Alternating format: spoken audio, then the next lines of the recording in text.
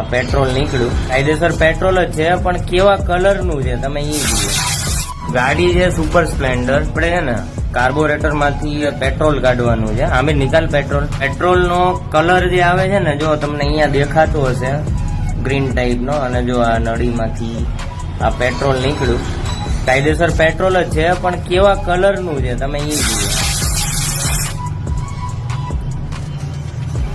આનું કારણ છે કે આ ગાડી છે ને કેટલાય ટાઈમથી બંધ હતી, અને જે ગાડીનો પેટ્રોલનો જે કલર હોવો જોઈએ તમે જોઈ શકો છો કે કલર આખો કેવો થઈ ગયો.